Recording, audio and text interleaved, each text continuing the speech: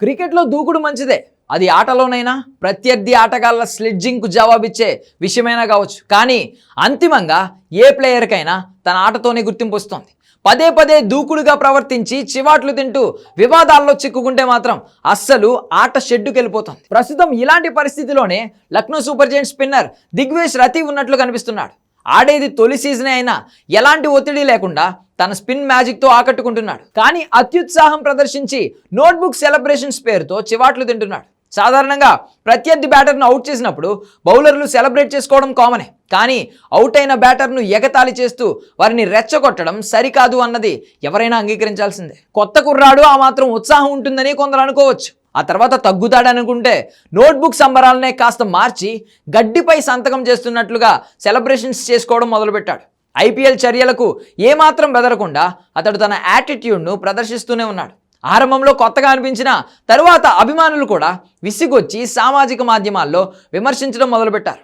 ఆటగాడిగా పేరు లేదు, ఆడేది తొలి ఐపీఎల్, అయినా ఎందుకంత బలుపంటూ ఫైర్ అవుతున్నారు.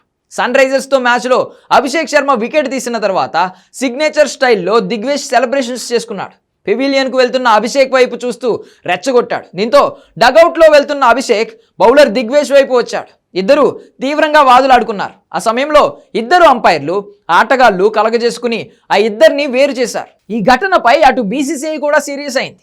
దిగ్వేష్ను తరువాతి మ్యాచ్ నుండి సస్పెండ్ చేసింది.